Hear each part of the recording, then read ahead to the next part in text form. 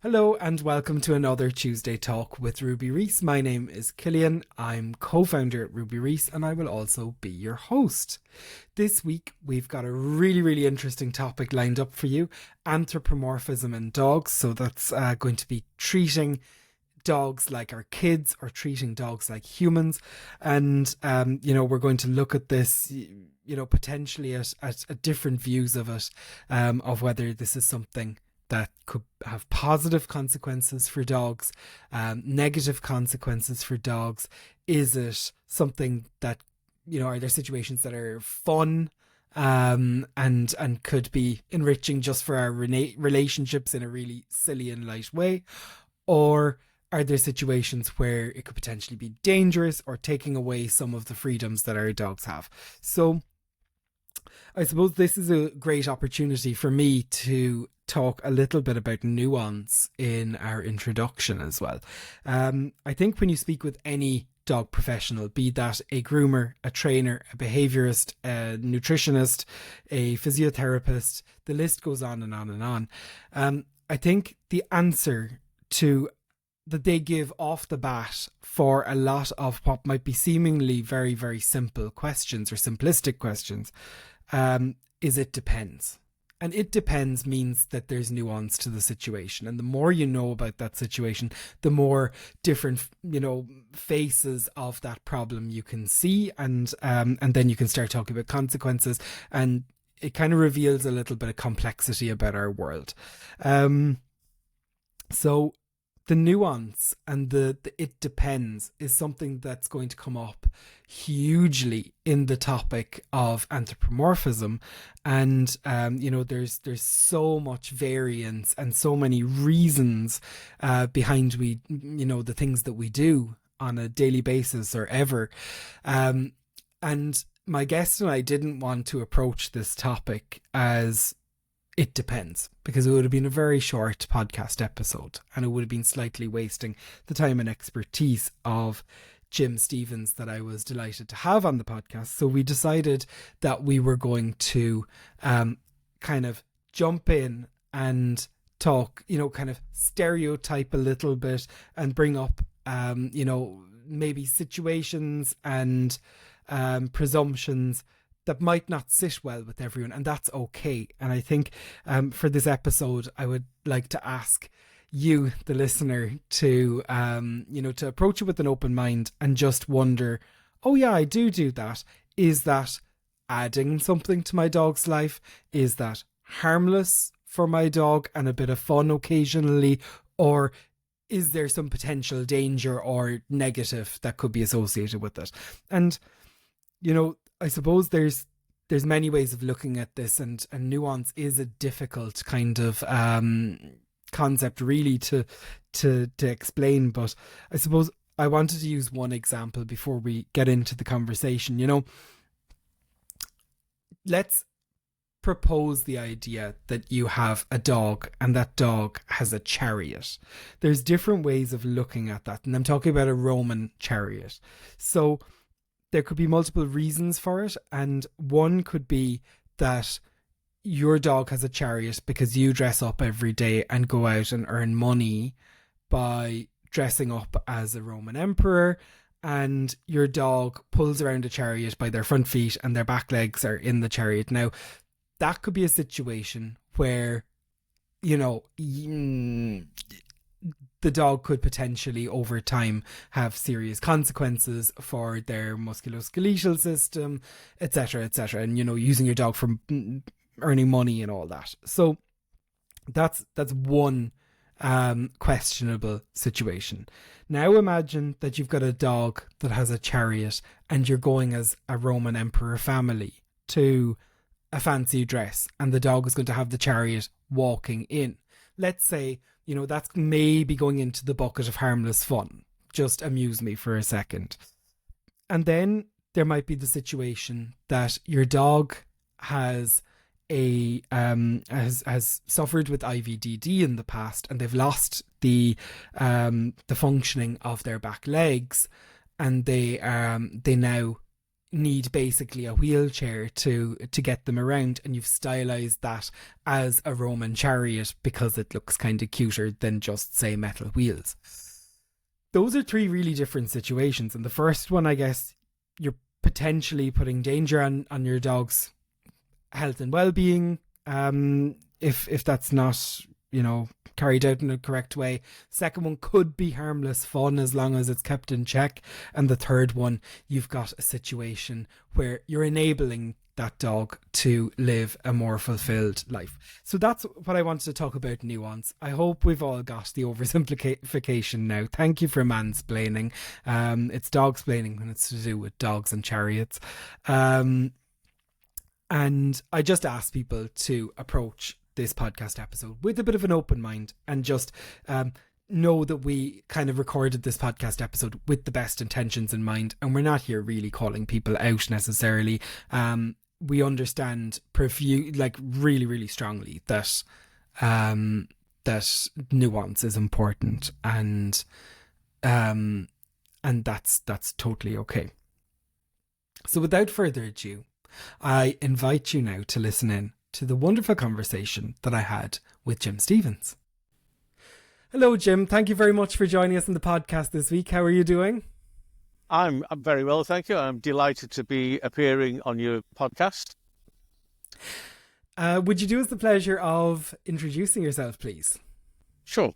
I'm Jim Stevens. I'm an animal behaviour counsellor. I work with individual people with their own pet problems, wherever that might be, and whatever species that they happen to be living with.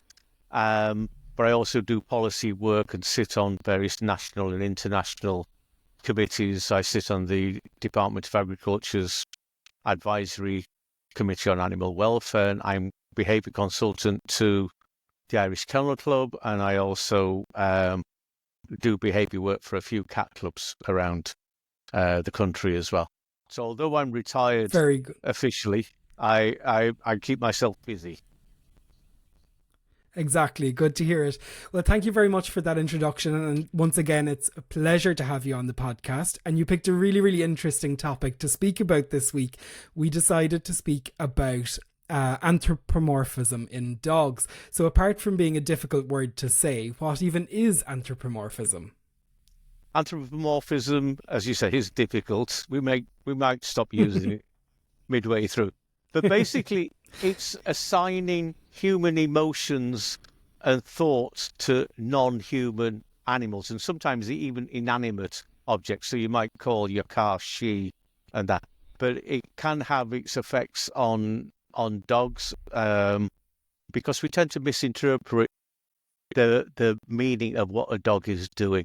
And I think that's really what I want to talk about today with you. Okay, so let's dig into it. Are there both positives and negative consequences of anthropomorphism, particularly when we're talking about dogs? Yeah, I mean, if we look at some of the positives, Mm-hmm. we can look at the empathy that we give to dogs, which has then a roll-on effect. So we tend to empathise with dogs, so we might be more favourable to dog laws coming in about their welfare and their attitudes. We'll be positive about feeling sympathy or empathy with dogs whose welfare is poor. So we may feel that we need to go out and adopt dogs from shelters or shake a can for the local animal shelter and that type of thing. So it does have its positive side effects. It leads to a lot more dogs being rehomed for whatever reason. I mean, when I first came to Ireland 30 years ago, I think the dog pounds euthanized something like 25,000 dogs a year. That's now below 1,000 at the moment, and that's a public attitude change and a change within those people who run shelters and such. So it can have its positive side effects as well. But it also has the negative ones, and it really starts with children. If you think about it, I grew up with watching 101 Dalmatians and The Lady and the Tramp, and we get a wrong idea of what an animal is and what a dog is, and we can take that into adulthood as well. And then you start seeing people who are saying, well, does the dog not know I rescued it? Why is it treating me like this? Does it understand that I saved it from death? And my job partly is to explain, no, it doesn't, because it's a dog.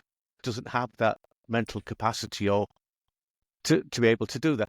But there are lots of other incidental things that come from misinterpreting those. Some are, by the by, not that important. Some are very important in terms of how we breed dogs, what we're looking for in dogs.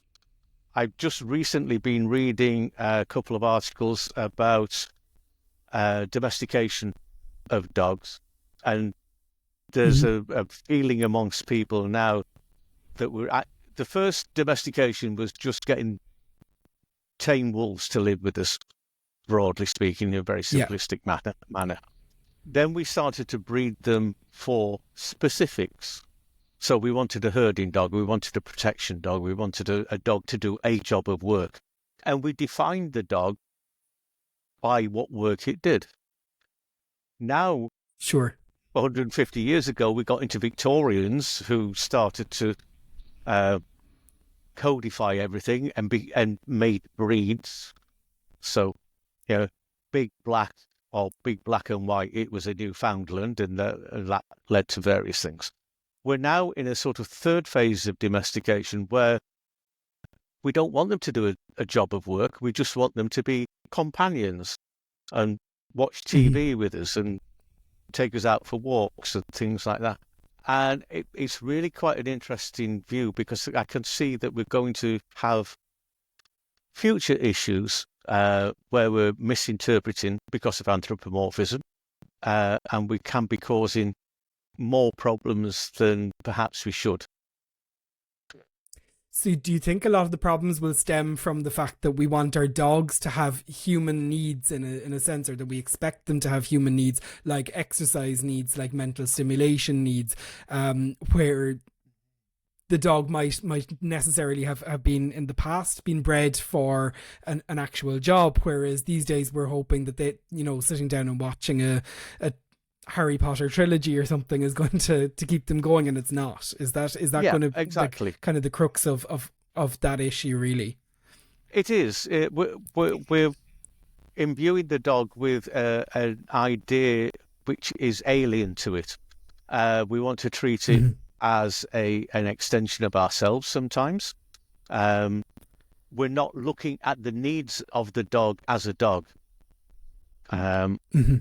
I remember years ago a client who'd had a heart attack, unfortunately, and he didn't have the capability of taking his dog for a walk, which was when he was a large Rottweiler, grossly overweight, because the man compensated for the lack of exercise by feeding the dog a Mars bar every day. And he was thinking he was doing the right thing because he liked Mars bars, obviously, and so the dog would, and that would be, and completely couldn't see that there was an issue being caused. And a lot of dogs are fed the wrong things. They're fed human food, which they will eat, because they are, after all, prone to overeating, particularly if they're a Labrador and have that particular genetic defect which doesn't tell them that they're no longer hungry, which is why you see lots of overweight Labradors. But they are sometimes being fed the wrong things as treats. I've seen signs for doggy ice cream, or they're given human food in quantities which are problematical for the dog if it's not actually being using that energy. The surplus has to go somewhere. Completely wrong diet, which doesn't provide those nutritional needs for the dogs. Often when I'll find people who are feeding vegan diets without necessarily adding in the necessary nutrients that the dog requires in the correct proportion. So we think sometimes we're doing good when in actual fact, if you stop to consider, we're not really helping the dog in that situation. But there's lots more than just diet. I was going to say, I can imagine humanizing diets is going to be a huge problem, because people kind of see that the trends might work for their human needs, and they might like the idea of, say, veganism, but it's we have to remember that dogs have very, very different dietary needs. I mean, dogs are carnivores, and we're omnivores, or is what the popular science tells us, at least. So we have a lot more uses for things like vegetables, right? So it's you have to be careful and do the work if you really want to start looking into these things, and not just decide one morning that you're going to have a vegan dog. Exactly, or even down to the idea that a raw diet, which can be very successful, but it also requires the human to really know what they're doing and to add in essential amino acids where they're required, or to understand that dogs would prefer to be carnivore, but are omnivores as well. I mean, they're scavengers in many ways. And we tend to overfeed as well, not only the incorrect food, but also the correct food. I was talking to the nutritionist at UCD a couple of years ago, and he was saying, basically, if your dog isn't polishing the floor with the empty food bowl, you're giving it too much. If it's leaving food in their natural the dish, instinct is to overeat. So it's up to us to look at the condition of the dog and say, yeah, that's fine, but if not, then we'll reduce it. Because remember, in the wild, the dog isn't going to eat every day. It could be 2 days before it catches its next rabbit or raids the next dustbin or whatever it might be. Yeah, but absolutely. We're drifting off and the one subject. Of the things... Well, I always love a rabbit hole, but you also mentioned when we were speaking previously on the points here about sleep needs, and I suppose expecting a dog to have human sleep needs could also be detrimental to them. And maybe do dogs have independence needs, and needs to do things that are slightly different to what humans might find interesting? Yes, I mean, absolutely. Studies have shown young dogs and old dogs will sleep about 18 hours per day, but they don't sleep like we do. Part of the reason of domestication was that dogs have very little REM sleep. They don't dream that much, and they are always ready to react. So if you're the caveman with your dog and you need your 8 hours, you want an animal which is going to wake up at the slightest disturbance and say, "Oi, there's a saber-toothed tiger coming." So wake up and react. And we sometimes forget that. Dogs need their independence as well. So many children can end up being bitten by their own dog because they don't understand that the dog is trying to say, "Leave me alone. I need to go away. Just leave me. I'm in my place." And because they don't understand the body language and the communication from the dog, they ignore that. And eventually the dog says, "I've had enough. You won't leave me alone. I've talked to you for months." And then it reacts. Initially, it might be a snap or it might be a single bite. And I would get a phone call saying the dog bit the child for no reason. The reason was the previous 4 or 5 months of the child inadvertently ignoring the warnings that the dog was trying to give. So we have these expectations, which another one is we hug people we like. Well, I certainly do. Yeah, exactly. The hug isn't in the repertoire of the dog. And so we can make that mistake of, because we like hugs and we like to be close to people, and we inadvertently use that same tendency to say, well, dogs must like being hugged. And most dogs don't, because they're being inhibited from being able to escape from something that they don't want. and consequently you can end up with quite severe problems of a dog being like that, or it will freeze and go into a state of I can't do anything. I just have learned helplessness. So we need to understand that dogs communicate through body language, and their language is different to ours, and make And allowances for do that. you think do you think some of the problems there is, like you already mentioned, that we give hugs? So is it that because humans are so tactile, we, because we come from the different part of the animal world where chimpanzees and gorillas and everything, we all use our hands for everything, and we like this touch. Dogs kind of tend to explore the world with their mouths and with their noses, isn't it? So does this lead to a lot of mixed messages then, particularly when we're putting human feelings onto a dog? Yeah, exactly right. We tend to, like the great apes, we groom. We groom each other.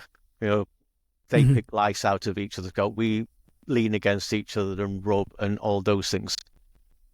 That's very intrusive on a dog. And Mm-hmm. particularly how and where you pat dogs. So children again tend to do it on the head, going, and I often pat a child on the head and say, "Well, do you like that?" No, well, neither does your dog. If you want to rub it in a way and an area which is okay with the dog, which tends to be chest or nowhere near the back of the tail, because that's where all the important messaging systems are, where the anal glands are, where another male dogs will try to sniff another dog's tail without letting them sniff theirs, because that gives you an advantage in any Mm-hmm. social interaction. So you'll see male dogs dancing around each other, trying to get that sniff in before, and can lead to squabbles and such.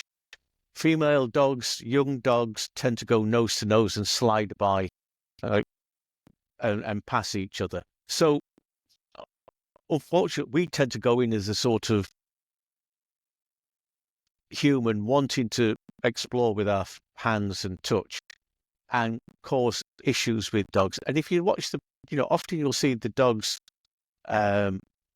expression change to one of fear. And we're very lucky that a lot of dogs tolerate what we do to them. But that's Mm-hmm. not down to us, it's down to the temperament of the dog that we have. And you often So see, one of the big recommendations here would be to try and understand your dog's body language even a little bit better, because we're looking for 1% improvement here, right? I think 1% improvement is going to make a huge difference for a lot of people. absolutely. If we take one thing away, it stop anthropomorphizing the dog, and understand it's a sentient creature. It has its needs, its requirements, its physical requirements, its emotional requirements, and they may not match what we expect it to be. So you may Exactly. have a dog which has separation-related problems, and Mm-hmm. it may be destructive or howls when you're away. And when you come back, it comes over to you. You see the destruction. I go, oh, what he's done. He's done that because I went out and didn't bring him with me. And we start to impose what we feel is guilt. And guilt is probably the biggest one that we get wrong, because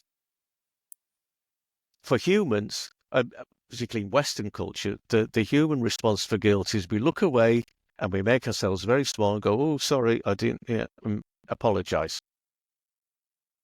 The dog doesn't do that. The dog says, "There's an angry human here. Don't know why there's an angry human, Yeah. but I will make an appeasing gesture so they don't take it out on me." And I make myself very low and I look the other way because I don't want to antagonize it anymore. And we immediately go, guilt. It knew what it'd done. It knew it had done wrong. And then, particularly with something like the separation related problems, we then get angry. But the dog has actually come over Mm-hmm. to us because it's been fearful of being on its own. And instead of us sort of trying to reduce the amount of fear and anxiety, we're increasing it by showing our anger and shouting at it, or worse, because of the symptom that it showed, which might have been destructive or howling. You get notes in from the neighbours saying that, your dog howls all the time when you go away. And so, yeah, there's lots of misunderstanding between body language because we don't have tails and ears that can move and influence. Mm-hmm. Yeah, definitely. And you mentioned something interesting about exercise needs as well. I suppose unsuitable types of exercise and activities could be another thing that that people might want to avoid as well, right? Yeah, I mean, go to your local park and you'll see joggers running along with the lead tied around the waist and the dog running along, and that jogger is enjoying his run. That's why he goes out to do it. The dog goes out to explore its environment, to have a sniff, to see what's there, to identify which other dogs have been in that area and everything else. And that dog is going to, we think it's enjoying it because it wants to go for a walk. You think of a farmer's dog. It's got 200 acres to run around, and it lies outside the front door waiting for the farmer to come out because it wants the companionship of being with the farmer. It's not out there saying, 11 o'clock, must do my 24-kilometre run now. It's having an idea that the walk is part of the dog's exploratory, and it's using all its senses for that. And it will stop and it'll have a sniff and everything else. Now, that in itself can be problematic, or that you end up feeling like you're walking a Hoover because it's just nose on the ground and everything else. But there are ways to overcome that. And if you have a good relationship with your dog and it learns to look at you when you say its name, then you can enjoy it. But you've got to realise it's not a speed walk for the dog. It's just part and parcel of exploring its environment. I suppose just because you're trying to get your steps in for the day doesn't mean the dog is trying to get their steps in for the day. Exactly.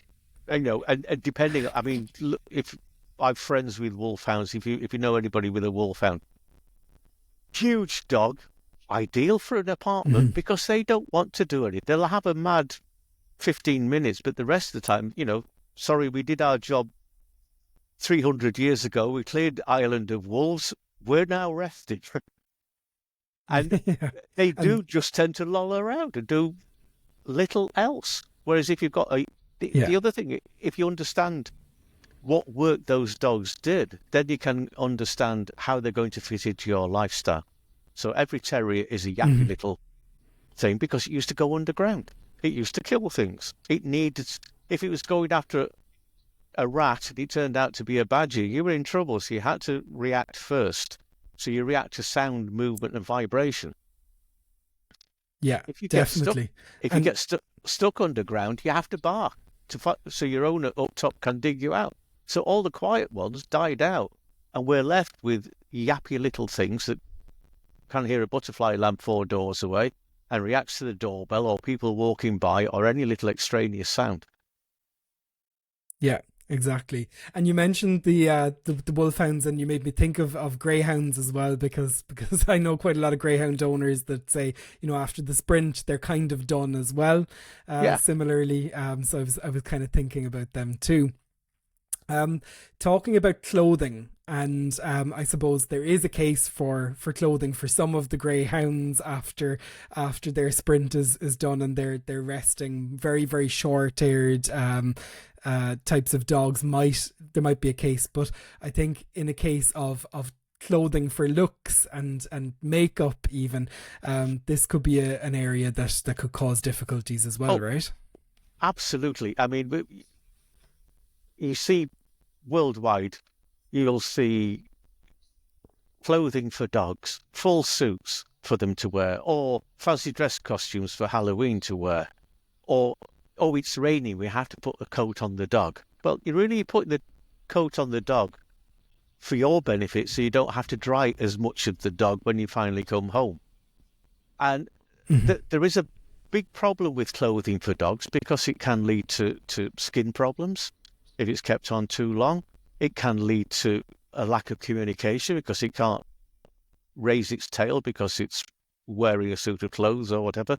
More importantly, particularly in cold weather, as we're approaching winter, the thermal regulation is around the chest area and around the sort of kidney liver area. If you've got wearing a dog coat on that, internally the organs are saying, yeah, we're warm, I'm fine. In fact, I'm too hot because I'm being exercised and I'm wearing clothing. I need to get rid of heat. So what do? Like the blood rushes to the skin, goes to where the skin is veiled. So you're looking at paws and legs and feet, which are not covered and may be exposed to snow. And then you have a dog whose body is warm, but its feet are actually colder because it's losing the heat from there. And you end up with dogs that can go lame or even more serious problems. And we think we're doing the right thing, but actually we're not. Same with carrying the dog. I mean, you've seen the recent Pet Expo, dogs and cats being carried around in rucksacks and wheeled in buggies and all of these other things. And it might look cute. It might be advantageous for an elderly dog. But a lot of these are young pups and things because it looks cute to be carried around or be carried in a handbag or whatever. And those dogs don't get the chance to socialise, don't get a chance to explore their environment, and don't get the chance to exercise. So that leads to muscle wastage. It leads to, particularly if they're young dogs, into skeletal problems. And we're just exacerbating. And why? Because it looks cute to us. We're not looking at the needs of the dog. And we need to maybe have a debate just to think about where we are in our relationship to these sentient creatures. And we'll definitely move on to the topic of balance very shortly because we do want to talk about that. And I know it's important to us both, but there was one more piece to the puzzle as well that I was intrigued in the notes we were sharing beforehand about dogs being specifically bred for human-like features and for having, to look particularly cute, around a puppy stage. This is quite damaging as well, isn't it? Oh, absolutely. We took dogs from wolves and we changed them. We domestication is basically taking a wild animal, shrinking it down in size so we can cope with it, and then bringing it back up to size for whatever we want it to be. And certain breeds, thinking of lap dogs, Cavalier King Charles, French bulldogs, we have deliberately bred them to have a high domed head and large eyes because they look like babies. And it brings out that sort of paternal, maternal idea of caring for that creature. Most dogs at 8 weeks of age, which is when we take puppies, or when they're weaned from mother, we take them, have those big eyes, big domed heads. But a lot of breeds actually keep them like that. We've neotenized them. We made them baby-like, baby scoop to look like babies, so we give them care. Now, wolfhounds, German shepherds, their heads grow, the snout grows. But the brachycephalic breeds, Cavaliers, the French bulldogs, those we've kept as baby-like creatures because we want them to sit and be hot water bottles for us and be our companions. But that leads to huge problems, which I'm sure your listeners are aware. So we have skin problems, we have breathing problems, we have spinal problems because we make them too long in the body, dachshunds and such. We're causing the very problems which are detrimental to the dog. It's a huge problem. And a lot of people, we've been working now with brachycephalic breeds and their issues for probably 10, 12 years. And part of the problem is the people who have them like them and are prepared to have another one, even though they know the issues that come with them, and sometimes specifically because of the issues that come with them. Okay, that's a whole other level of kind of psychological issue that people have. And I suppose it's important to point out as well, regular listeners to the podcast will know that that we have a French Bulldog, and we totally agree. We're the people that speak out on it probably the most, of how genetically broken we have made this breed. And I certainly, unfortunately, can't say I would get another French Bulldog or similar just because of their health issues. We weren't aware to the extent of the issues that they had before we got them. Even though we did research, we said, oh, it couldn't be as bad as people are making out. And unfortunately it is. And you know, and almost every week we kind of bring this up on the podcast of how you know, we've ruined the breed genetically, and luckily Ruby doesn't have breathing problems, which is plenty of other ones.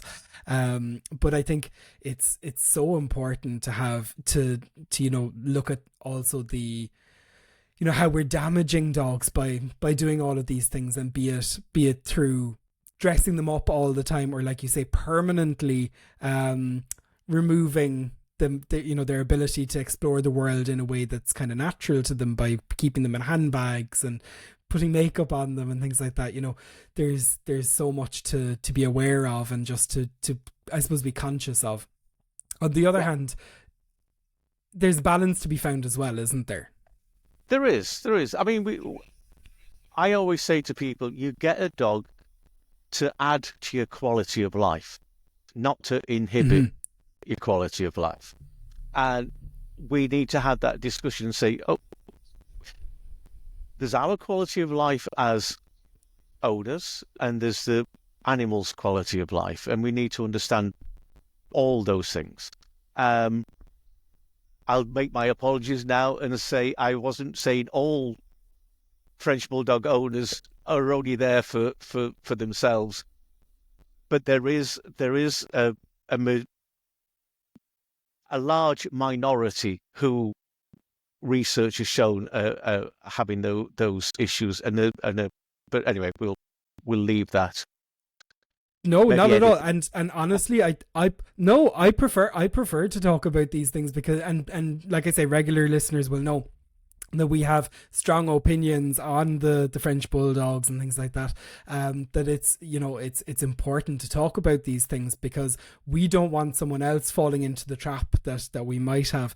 Now, how we treat our dogs, and you know, regardless, I'm sure people listening in will have made decisions on diet to do with to do with, you know, I suppose the humanization of dogs, be it buying treats that are like little burgers as opposed, you know, there's always going to be these little quirks that we all make decisions on a subconscious level without realizing that we're treating our dog like a human. And I think there's an awful lot of the positives as well to be seen from, you know, like you say, the welfare point of view is a fantastic one that we have to kind of keep as well, you know, and have lots more dogs be welcomed into families, even if they're treated a bit like a human.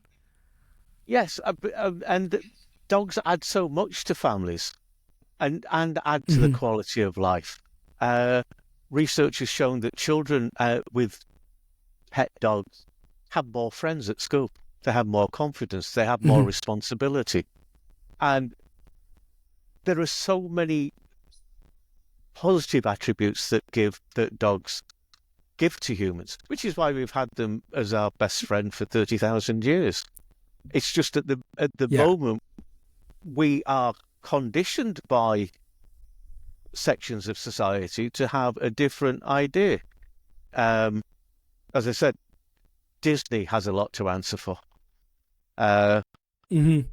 Cartoons that grab us as a child to do these things and have that relationship, and we anthropomorphize through that. So, you know, the the dog goes missing but comes back a year later, having been on its travels and is well, or it remembers its owners and when it's. So we have those issues which are ingrained at a very early age, and we're almost all guilty of some sort of anthropomorphizing. Let my dog up on the couch. My German Shepherd will be lying there now. It's not a problem unless the dog says, "I'm not getting off." When I say, "I want to get you off," and it starts to say, "No, this is you've no right to touch me," and lean over me, and it can become an issue then, and it's caused because of letting the dog up on the couch and other things where you haven't got the control over the dog. I was with a family yesterday where that is an issue. The husband goes to move the dog off the couch. The dog growls at him and says, "You no right to touch me." Okay, yeah. So I suppose the big question here is how do people move forward with into a more positive future? I suppose is it looking at how our day-to-day looks with our dogs, and then saying is this us just building our lives together and living happily together, or could this be having a negative effect, particularly on the dog? Yeah, I think we need to look at partnership, not necessarily ownership, and not in a sort of imbalanced relationship, but as a partnership. What are your needs? What are my needs? If I'm looking after your needs in a correct way, then I will leave you. There's an obvious reason why truism in "let sleeping dogs lie." Because I want to do something doesn't mean I have to have the dog involved with it. They're going to spend some of their time away from you anyway. It doesn't mean they don't love you anymore. It just says, "I want my time, me time. Leave me alone." The opposite of that is where the dog becomes needy and attention-seeking and says, I want to be with you all the time, all the time, all the time, and I'll paw you while you're watching telly, or I'll bark while you're on the telephone, or I'll be your shadow and follow you around, which can be a strain for people. And it's getting that happy balance between the two. And having a realistic idea of what actually is good for the dog and good for us as humans. Yeah, absolutely. And that's it. We all want to live happy lives with our dogs. And I think closing this up with the idea of balance. I know that there won't be a dog in the country now that's left unanalyzed after listening to this, and relationships will be put into question. But I suppose one of the messages that I'd like to leave people with as well is if you're struggling with any of these ideas and realize, God, this is something we've been doing without knowing it, get a professional involved to help you, because it could be a couple of easy steps to make your relationship even better, and kind of get out of some of these caveats as well, right? Yeah, absolutely. But I mean that's I've been doing for 30 years is resolving issues, relationship issues, basically. And sometimes it's just a matter of explaining to the person, no, your dog is trying to tell you this, or it's expecting this. Sometimes it's actually, it's more like marriage guidance. I'm thinking of couples where the dog is providing for one of the people, sometimes the husband, the love, affection that he's not getting from, say, his wife. And makes allowances then. So the wife might have a problem. I'm thinking of a particular case many years ago where the pup, as it was described, was jumping up and knocking the wife over, and the husband kept saying, "No, but that's what puppies do. It's okay. This is what puppies do." And I'd say, but this puppy was a 3.5-year-old huge Labrador with a smallish woman. He was making excuses. He couldn't see a problem because he was getting that love and affection from the dog, and in his eyes, it was doing nothing wrong. And it was my job to say, well, no, this isn't what a dog does. Something's amiss, and you need to be responsible for that. I'm thinking of probably the most extreme case I ever had was well, don't want to give too many details away. A wife, a newborn, but had been a newborn, obviously, was now about 9 months of age. The husband and a terrier. The wife slept in the main bedroom. The child slept in its own bedroom, and the husband slept with the dog in the dog's bedroom. And he saw nothing wrong with that. The dog needed him. If it was raining and he couldn't walk the dog, he used to take it down to McDonald's for a hamburger. Now, that dog was food guarding. It did like the baby because it saw the baby as taking away what it deemed to be its amount of affection and attention given to it. But that baby was beginning to wander around on its own. And it was a danger. But it was very difficult to get the husband to see anything other than that dog being his baby in those terms. A huge problem in the making, and a dangerous one for the child and for the dog, because ultimately if the dog does something, the dog is euthanized or given away, and it's of no fault to that dog. It's just the way it's been having that relationship. So it can have quite serious consequences for human and animal. So it's definitely worthwhile looking into all of these things, that particularly when we're building them into routines, I suppose. And it's all about, getting that 1 or 2% better and improving the relationships that little bit, and hopefully people will get there. But like you say, a professional needs to jump in sometimes too. But also, two things very quickly. One is have a routine. Dogs like routine. They like to know what's happening. They like to know what's happening next. And if you have a routine that you follow, the dog will be much better. It understands its world then. The A follows B, or B follows... Can't remember. Don't know my alphabet now.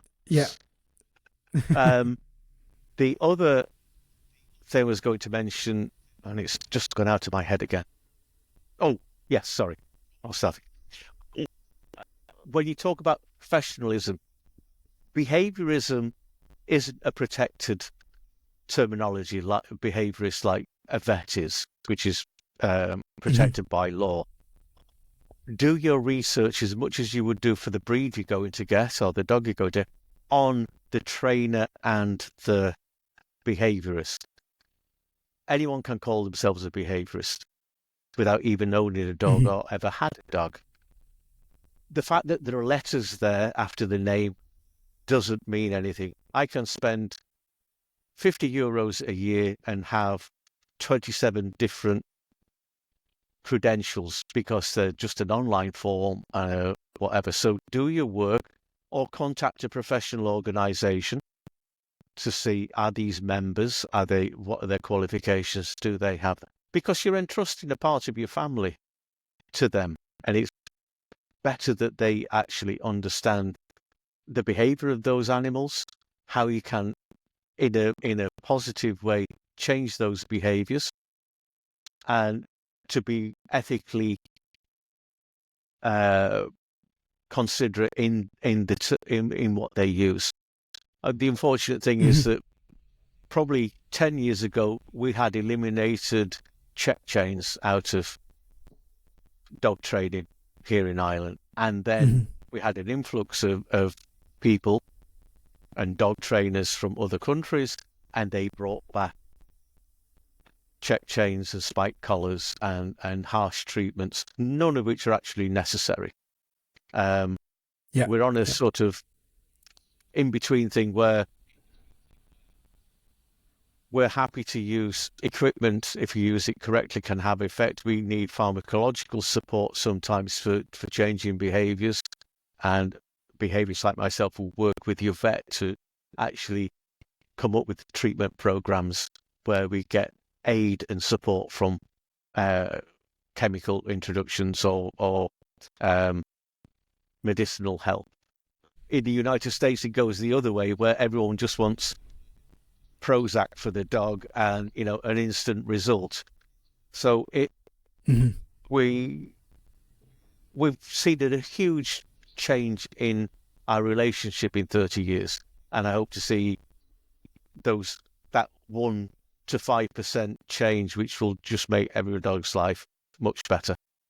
Definitely, yeah. And I think we hear it again and again on this podcast in particular, the holistic approach can often be a good one where people can look at all sorts of things from diet to behavior to pharmaceuticals, just to get, all the different pieces working together to get over the hurdles and make lives better in the long run.